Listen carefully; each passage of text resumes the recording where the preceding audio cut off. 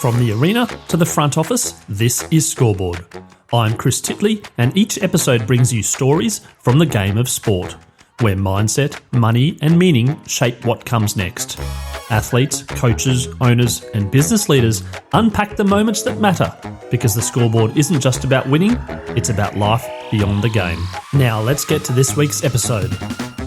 Hi, it's Chris Titley here, and as part of today's episode of Scoreboard, I'm joined by Zac Stubblety-Cook. Thank you so much for coming in to Brisbane here and being in person. It's a bit of a rarity for you. Yeah, not normally in Brizzy, but this week here for Open Championships. I'm not racing this week, sadly, but Gold Coast resident based now. So for me, yeah, it's a rarity to be in Brisbane, but it's nice to be here in person. Now, we're sitting here on the 23rd of April, a Wednesday afternoon. What does an Olympic gold medal swimmer do on a Wednesday in April? Wednesday, April. So, yeah, normally be racing this time of year because it's normally national champs, but just training at the moment. So for me, I got to the pool at 6:15 this morning, and then did gym, lifted weights until about 7:30, and then in the water from 7:30 until about 10 o'clock this morning, and then had a few other bits and pieces on today, like a lunch with my grandma, and then, now here. So there you go. And your week is completely tied up with training at the moment? Yeah, I mean, like at the moment, I'm trying to train in and around the competition time and obviously give the coach the priority of those athletes competing. So for me, that's, a bit difficult training 7:30 in the morning till about 9:30, 10 o'clock in the morning, and then back to the pool by 2 o'clock. So it's all a bit of a balance at the moment, but it's been a good week so far and a good 3 weeks. We've had post-altitude training. So, yeah, it's been a good period of time. And Zac, how much of a swimming training is in the pool versus out of the pool? Yeah, like at the moment, we'd be doing 50 to 60K a week, and then 3 gym sessions on top of that, about an hour long each. So, and then a couple of bike sessions as well. And then a few other bits and bobs in terms of recovery. So actual training load's probably 24 to 28 hours a week in contact hours. And then outside of that, you're probably spending another 5 to 6 hours in recovery, whether that's ice bath, massage or physio, as well as seeing nutritionists and all those kind of other bits and bobs that kind of just like feed in. So for me, yeah, it's like definitely a full-time. And life as an athlete, do you love it? Do you still love swimming? Yeah, I mean, I really love, I guess, the grind. I love the pursuit of perfection is like my big thing. And like for me, that's always been the drive. And like it definitely has its moments where, the start of this year, brand new program, a lot of change, was definitely challenging, I'd say, in that piece. But now it's a bit more, I guess, I'm finding that groove again of like the chase and the drive, which is nice. I've talked a lot about perfectionism with other athletes, and it's a very interesting conversation about maybe, beating yourself up or getting upset around not giving it your best or something went wrong, etc. How do you cope with that? I think in the beginning you think perfection's attainable. And I think then as you get at a more senior level or more mature, you realise perfection is unattainable, but if you land somewhere close, it's bloody cool. That's a good answer. And you say as you get older, you're sitting here in 26, and that's not old, by the way, but it's probably old in swimming. I don't know, maybe it's old in swimming as well. I don't know. I mean, you've been on the circuit for 8 years. Yeah, nearly 8 years. So, I think like part of my motivation now is probably to try and make the team for 10 years. So 10-year anniversary would be LA, so it'd be a nice place to also finish. Being 29, kind of full circle moment. So I think a decade of being at that level is something pretty cool and something that not a lot of people achieve. So that's kind of like what's driving me at the moment, and to get back to where I have been before. That's what's the drive at the moment. But yeah, like it's just, I have gotten older, I guess. Like, the other day, a little anecdotal story, but like we head off to Dubai on the weekend for a training camp, and we were racing over there, and everyone had to put in their birth dates into like our squad group chat. And I'm like, I put mine in, and like every single squad member just like reacted to it, being like, "Oh God!" Like The grandfather. yeah, I was the only 1990, and everyone else was like 2004, 2007. Oh, right. One of the 2007. I was like, That's right. cool. You start getting old when you're in your 40s, and then you realise some of the kids are playing professional sport that you used to play with the parents or against the parents or something. You're like, oh my goodness, that child is 17 and playing for Queensland cricket or something. Like I used to play with the dad. Zac, going back to, you mentioned the Gold Coast where you're from, going back to that first Commonwealth Games in 2018, do you remember it clearly? And looking at Zac then versus Zac now, how have things changed? A lot. Mentally, physically changed a lot. Like obviously physically probably pretty underdeveloped, very fit athlete, very hungry athlete at that point in time. But for me, mentally probably just wasn't quite mature enough to take the opportunities when they came. 2018 was probably like one of the meets. It was my first international team, fresh 18 or 19 at the time. And I was very much like wanted it, but didn't know what it took at an international meet. Like understood what it took to get onto the team, but didn't necessarily understand then that was only step one, I guess. And I had a pretty poor performance, I would say, at Commonwealth Games, like PB +5, missing a final when I really should have probably been pretty close to the podium, if not on the podium at that meet. And being in front of a home crowd, it probably hurt that much more. I think, family and a lot of friends and a lot of people then in that grandstand, and arguably I probably won't get another chance to do that in front of a home crowd. It was like the only chance I had. So for me, that's like, always kind of been a point in my career where it was like a real big learning curve and a real good learning curve that taught me a lot of lessons on how to be better and how to perform at those major meets. I'm always curious to know when people get selected for something which is their dream. Let's say they get selected to play cricket for Australia, or they get play in the NBA, or they get selected for the Commonwealth Games or the Olympic. But the moment of euphoria, it's sort of, tick, tick, tick, pause and reflect, but that's just the start, right? The actual event to lift yourself up. Through those moments in time, do you remember them clearly of, selection, but now it's time to get going?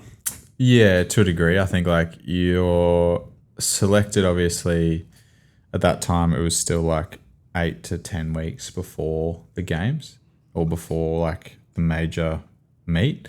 And in that year it was a little bit different. So it'll look very similar next year when there's 2 major meets on. But like that year was, I'd come off World Junior Championships, kind of returned pretty fit, and then like was ready and hungry because I knew that was the next step, and like all I was focused on was getting on that team, and then getting on that team kind of was like, I guess, a relief, but then like almost too much of a relax. But then like I think then you learn later on that like it's more about then like, okay, that's just phase one, and then I need to, if I want to be better, I need to get better and learn how to reset really, really quickly, and like even quicker and quicker now because we're 5 weeks turnaround, typically from the end of a meet to the start of the new one, which is, I think it's it's good enough at the moment. I think like it's hard to double peak a lot of the time, but in terms of from a mental component, it's like so much easier than fully resetting and fully going again. I think like 16 weeks or 4 months kind of sometimes scares the shit out of people to be like, oh my God, that's a long run in again. Like it gives you a lot of opportunity to do it, but a lot can change in 4 months versus 5 weeks. You kind of like bubble wraps on, let's go. Yes. Yeah. No, absolutely. And I think even like comparing it to cricket to a little bit, the 2020, there's like 12 or 13 games. There's 2 days between games. You keep rhythm, you get out, that's okay. Whereas swim races obviously is a lot bigger. I'm curious to know breaststroke, firstly, where did that come from? And secondly, the 200, when did you find your element and when did you think you're pretty good? Really, I guess like the running joke in swimming is breaststrokers are born, not really made. Like often we're the weird flexible hips and knees, like those kids that always have drop-in knees and turned out ankles. That's like what breaststroke is good. Like what makes a good breaststroker is typically not a good on land.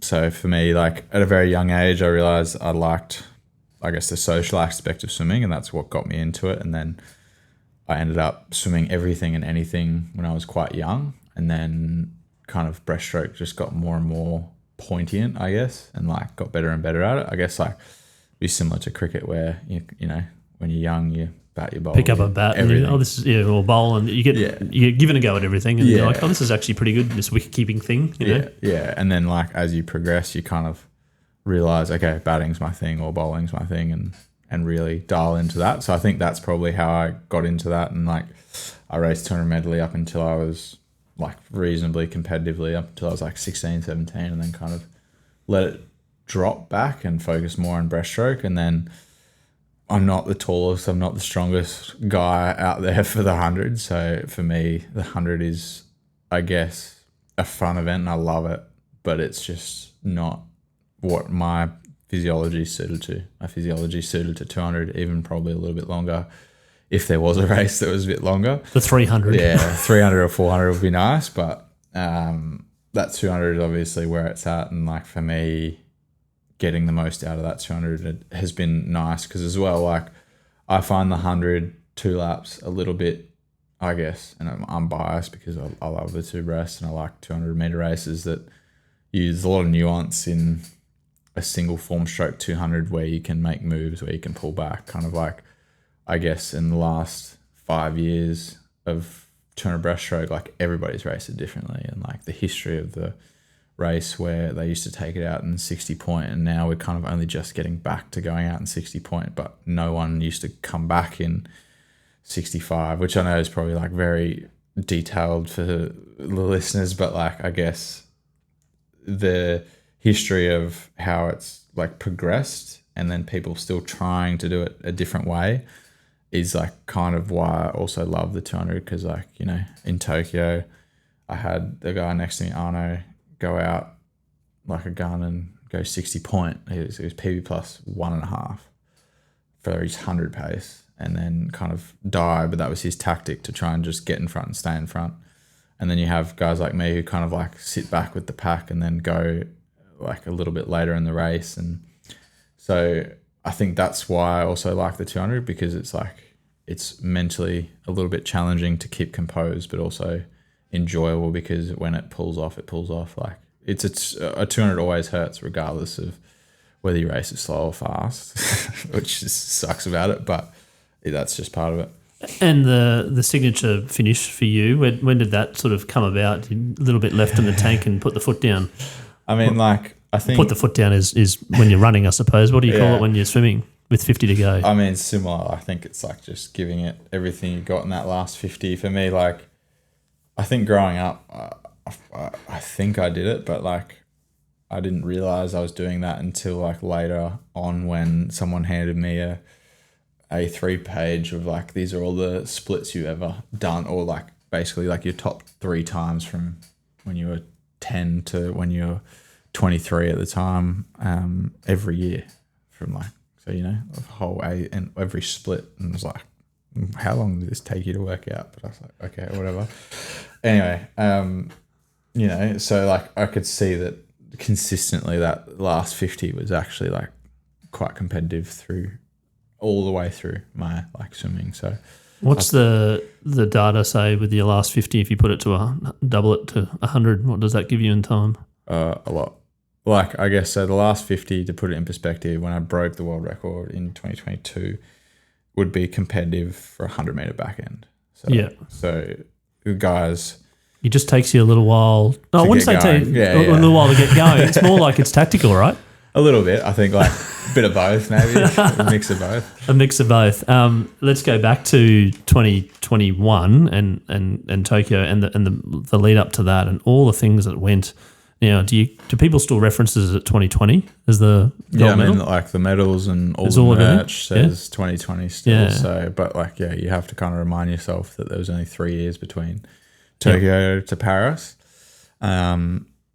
Yeah, so the build-up was not normal for you personally and or for anyone. No. But do you want to give the listeners a bit of an insight as to the hiccups along the way? I mean, like, to give everyone context, I guess, like, we were training like it was going to happen in 2020.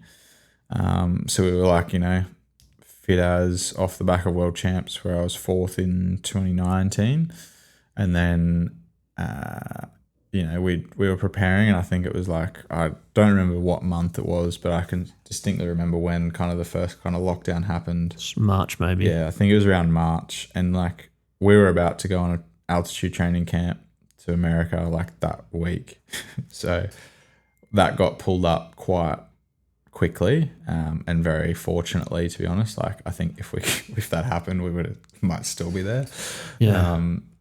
It was a bit like that, wasn't it? Yeah. You take a trip and you're like, well, I don't know if I'm going to get back. Yeah, and like the 2-week quarantine that you had to do come home back and then get tested during the 2-week period, and then go, oh, well, it's another 2 weeks because you tested positive on day 10. Yeah, and even to get a plane ticket, people were booking like business and first class flights just so they could guarantee a seat on the plane because the airlines weren't flying unless it was commercially viable still, because no one was moving, no one was traveling. But anyway, I digress. That month. It's all right. We like to digress on Scoreboard. That month, I can distinctly remember training in the morning at Chandler, where I was training at the time. And that morning, I remember training there and the pool closing while we were in the pool. And so, we're inside the pool, like all the public get kicked out, and we're just like, okay. And they're like, oh, you guys can stay until the end of this session, but the pool will be closed as of this afternoon. And we're like, okay, this is strange. And our coach at the time, Vince, was like adamant that like we would be able to train that afternoon. So he was like, guys, like this is just going to be a overnight thing or like a day thing. Like people are going to overreact and no one's actually going to, listen to those mandates. And, we ended up, I remember then going to Centenary Pool just up the road from here and swimming there, and then like getting out of the pool and having an email and a couple of missed calls and being like, the email was from Swimming Australia, and it was like at the time Scott Morrison had like stopped or said that they wouldn't send an Australian team to the Olympics.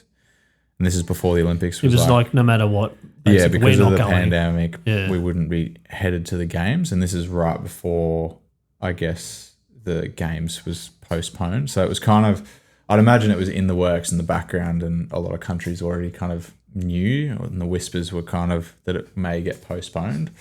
And then it kind of like all that week, we didn't have somewhere to train. We were like working out what was what, but it was just like, went for a 20-minute swim and the whole world and had just it's like someone's a mate's backyard pool. Well, that was like at Centenary and getting out of that pool, and it was just like all this had just happened, and we're just like, what the fuck's going on? And then we're lucky that I had mates and family that had backyard pools at the time, and was able to get a lot of gym equipment and all those kind of bits really quickly, and then was able to kind of train differently, very, very different looking training, which was like, 2 hours on a watt bike first thing in the morning, and then kind of circuits or gym session in the afternoon.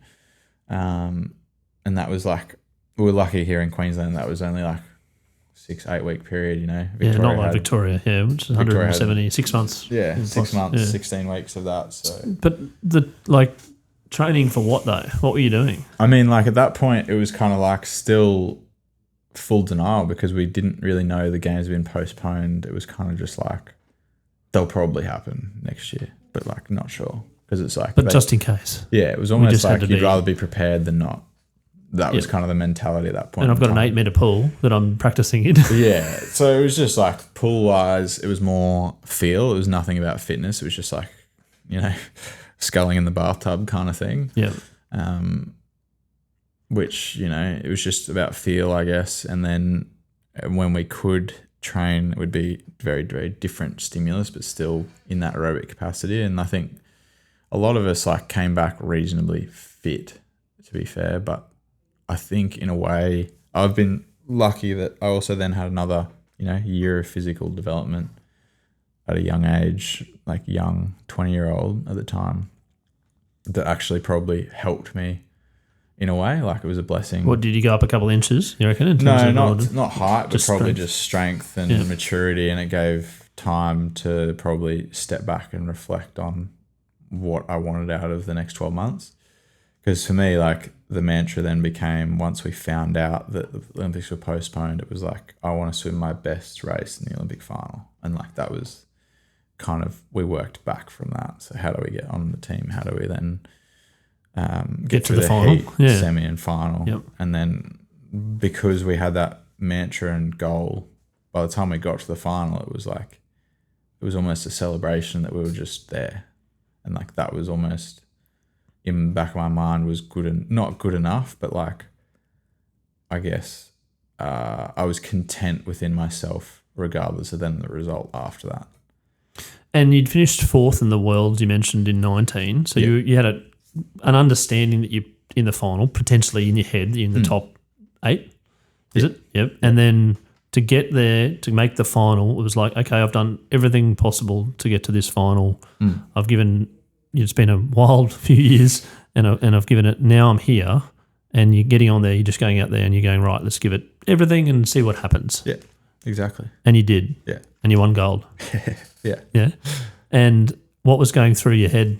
Were you just, like, I remember seeing the footage when you touched the wall, you turned immediately left to see there was a couple of races close to you, but you didn't turn right. There's also a couple of races close to you. Did you know you'd won? Not until I like turned around and saw the scoreboard, and then it was like, for better or worse, the first feeling is like relief because it's like over, because like kind of the race is over and all that pressure pot is done. But then B, it's also like all the training building up to that is then like justified. And like, I guess, you don't realize until afterwards like what that pressure inside you was and what that drive and hunger was going towards until you get to that point. So for me, like, that was, I guess, the interesting piece of like, it wasn't necessarily like, the first feeling wasn't elation and happiness. It was like, oh, I can breathe now. And I guess then it was like, just like a whirlwind of happiness and emotion of like, a lot of it can be described as like, what the fuck just happened kind of thing. And I guess like I was very lucky that, I guess like it was disappointing that I guess family weren't there, but in a way, I guess nice that also the people that train with you day in, day out and were there with you day in, day out were like front and center right there.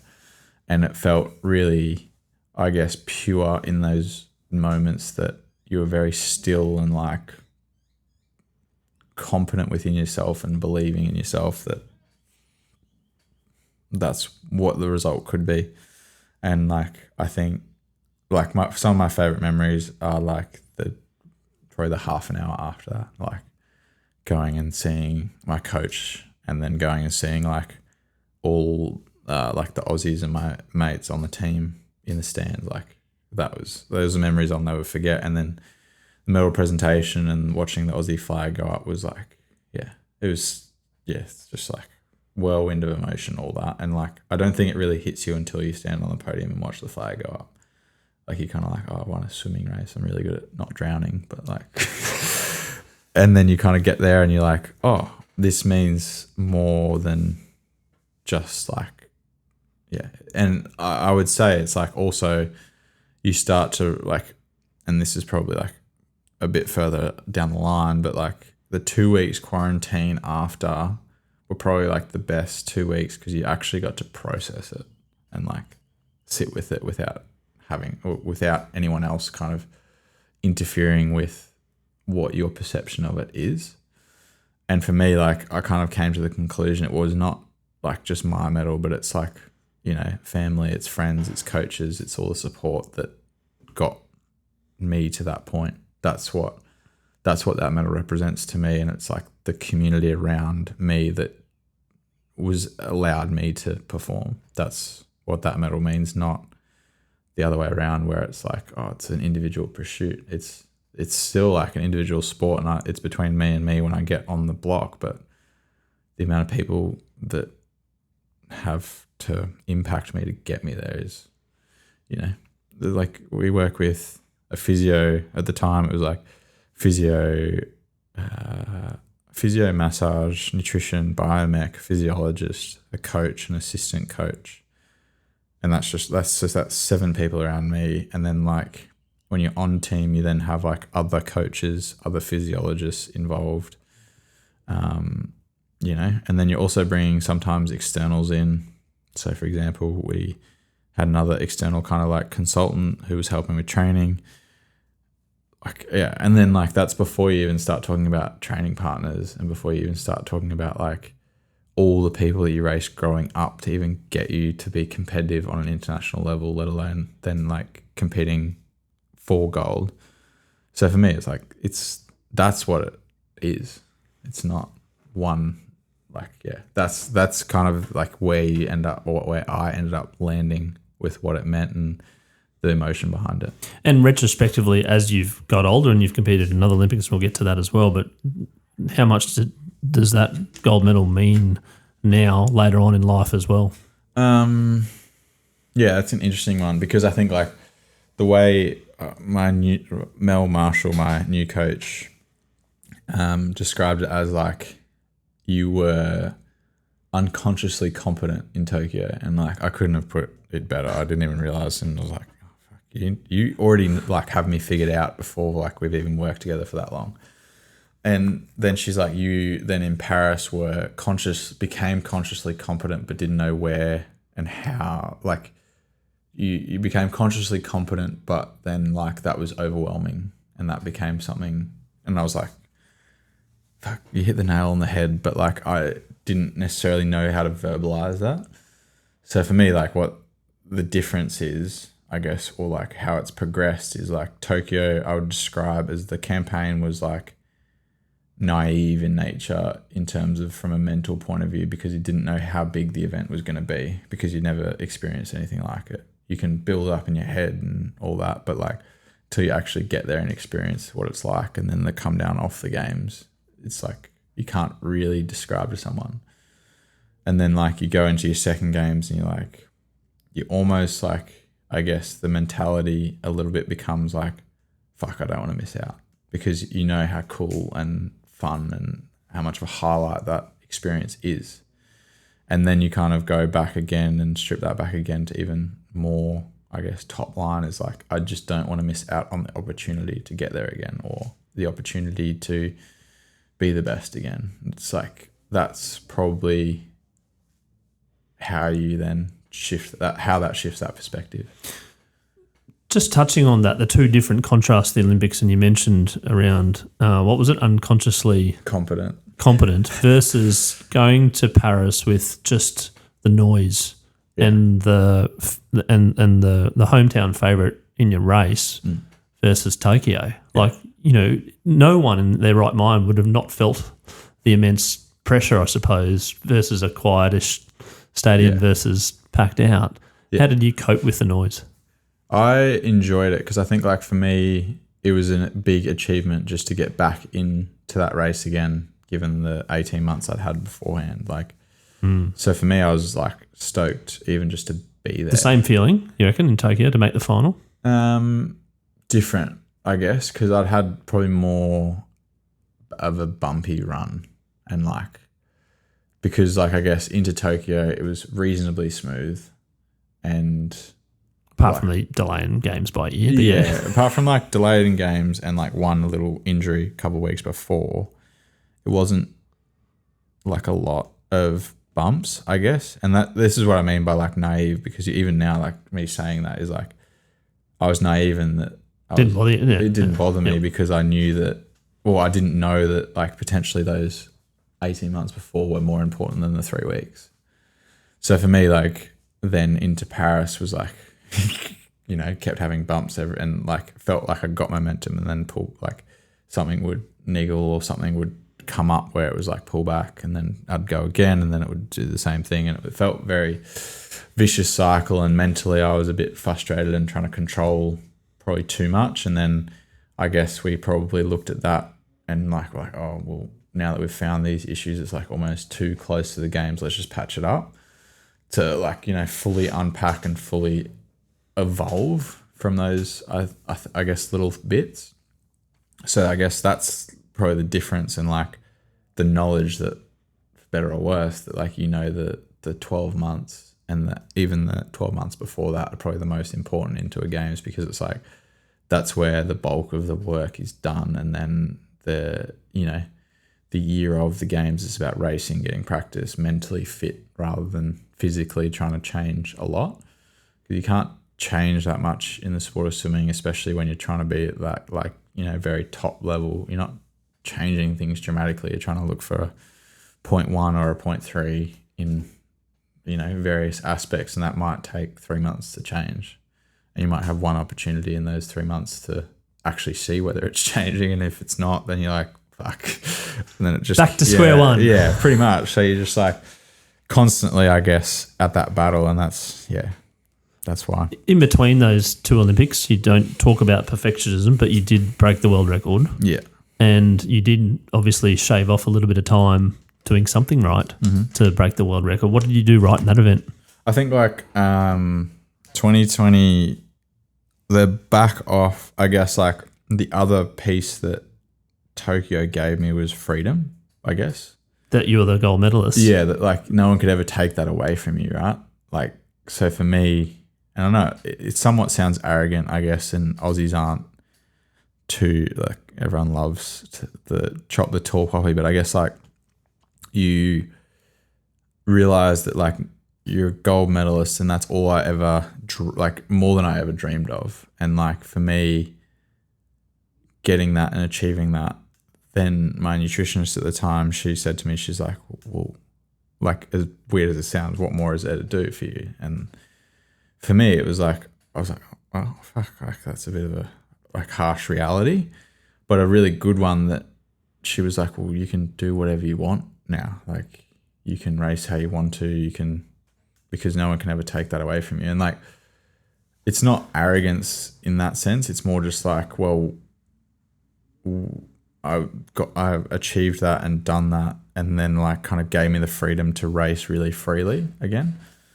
So I guess like that's the only, and then 2022 I really felt free when I raced, especially at trials, because I'd already actually made the team at the time. So because I'd pre-qualified from the year before, so I was really confident and excited to race again and excited to see where I was at. And yeah, I knew I was really fit and able to. It makes sense though. Like you've won the gold medal at the Olympics and you're the world champion. And you're like, well, okay, what next? Yeah. Oh, well, I'll just go out and swim. Yeah. And you just did. You swam at the Nationals. So you broke the world record. Yeah. So 5 weeks before World Championships. So if I'd done it 5 weeks later, I'd be, 70 grand richer. But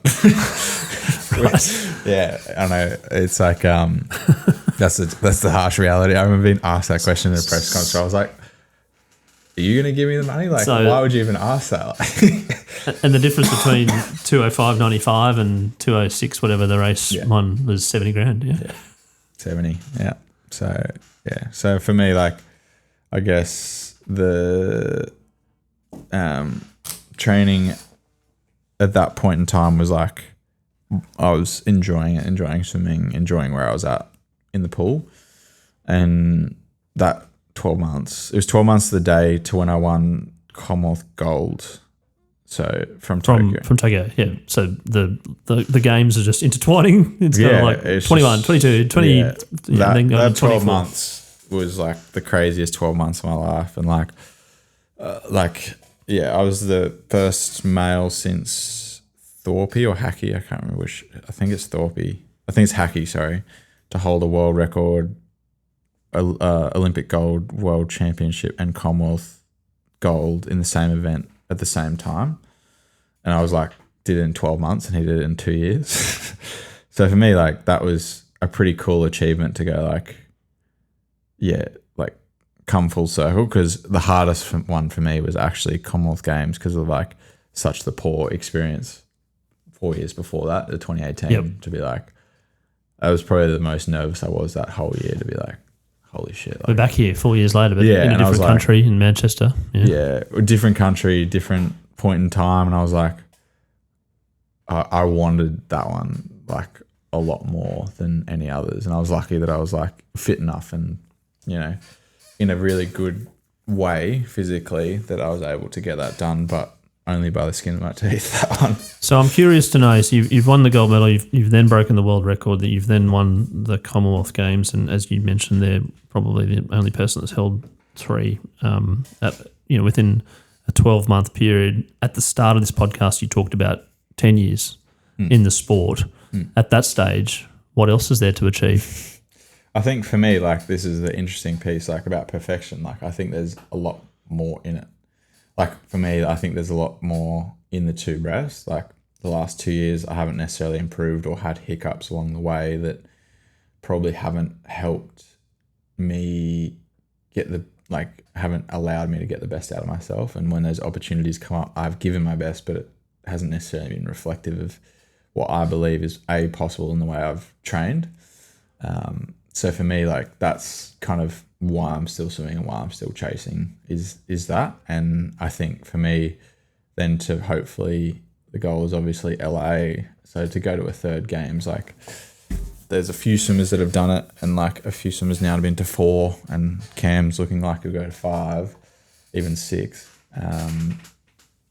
You know, so for me, like, even just to have an impact on the sport, like, I don't know, a little anecdotal story is like in Paris, one of the last things I kind of said to myself in the marshalling, I like looked around and said, like, I'm the only one from the Tokyo final still in this final. Like, it was a brand new final apart from me, which, you know, it was like, oh, that's actually pretty cool. Like, yeah, that there's been so much turnover of trying to beat the world record and beat you from the last 4 years, that there's all these fresh and, you know, different people. Yeah. So that was for me, one of the last things I kind of said to myself, and was like a kind of like nice little way. It's kind of like, I don't know, if you followed the golf and heard Rory's interview at the end about the playoff hole, and like his caddy said to him, we would have killed for this on Monday, and just like completely snapped him out of those nerves and changed the mantra. And that was kind of the same thing for me. It kind of reframed it to be like,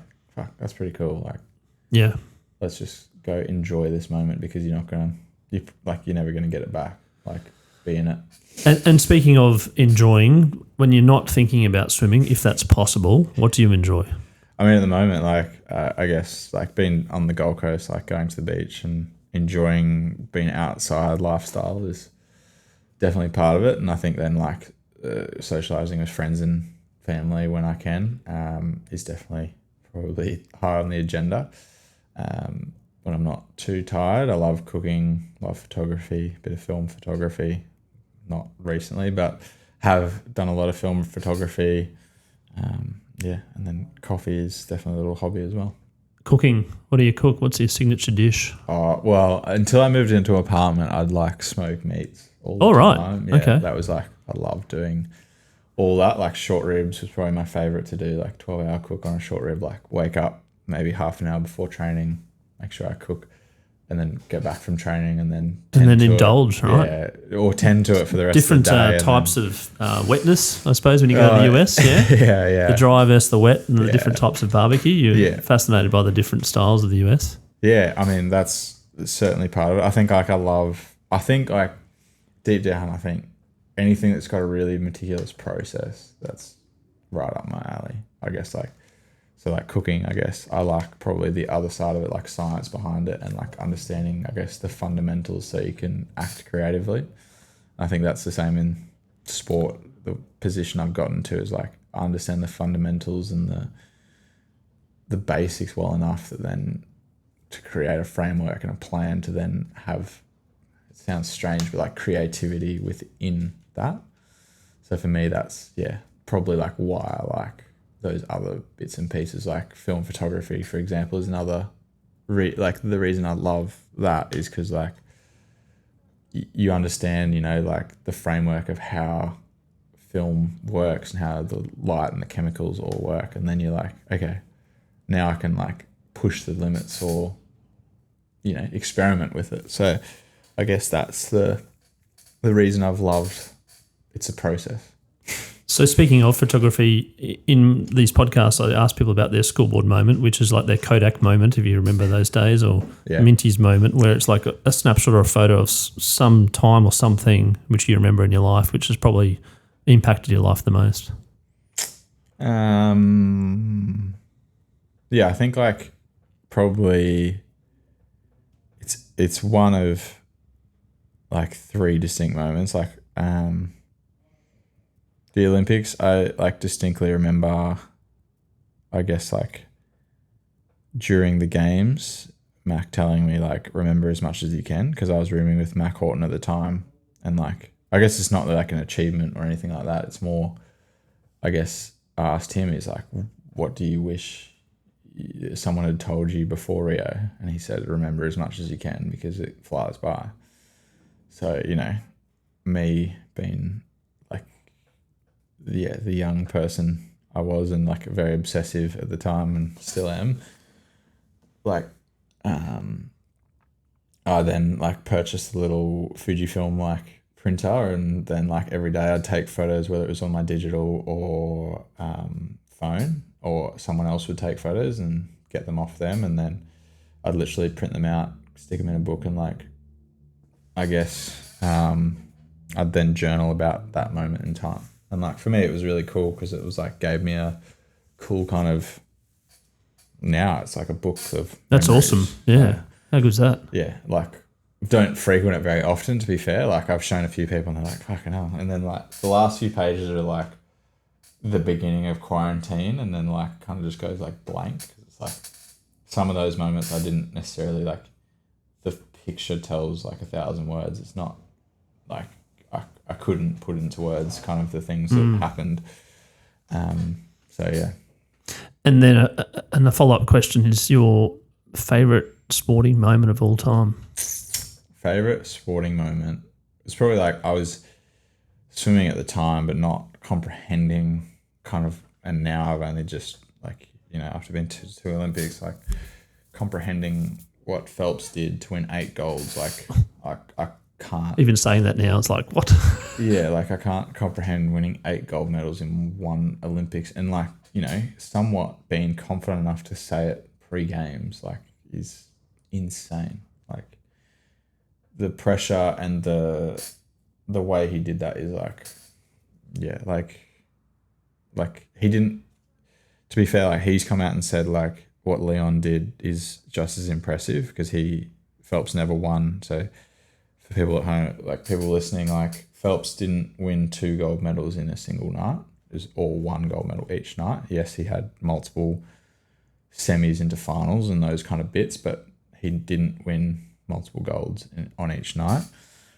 And Leon won 2 gold individuals in one night. So in his home crowd, which is like, so like unheard of, like, yeah, timing wise of an athlete to be that good in their home crowd. It's insane. So I think like, yeah, that's also like probably a scoreboard moment, just to be part of that moment, and that energy on that night was like, oh, I'll never forget. Especially like the final, like walking out for the final, we couldn't hear the announcer, like it was that loud in the crowd. And I distinctly remember like warming up because he had his 200 butterfly earlier, and I was warming up kind of when he was racing, and like the whole stadium was like shaking. It was like, okay, I was like, that's cool. But then I was like, oh, I have to race in front of that. Like it's kind of this moment where you're like, okay, focus now. Like, and then like walking around the pool afterwards, because you kind of do like, it's not really shown on TV, but you walk around the pool after, so you get your medals and then you walk around the pool, and like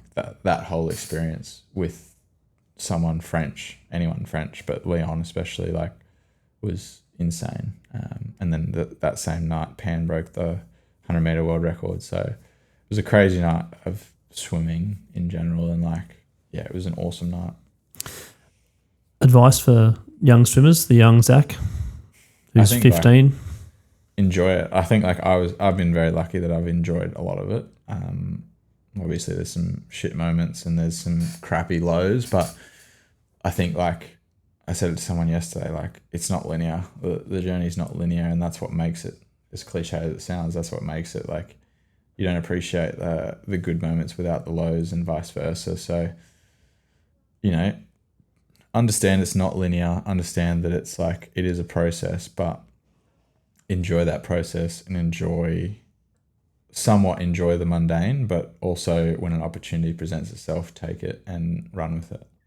Zac Stubblety-Cook, thank you so much for being part of Scoreboard today and giving the listeners a bit of an insight into your life, your journey through the multiple different swimming events, as well as in the pool and outside of the pool, and looking forward to following your progress coming up this year and the path to LA. Thank you. Thanks for having me.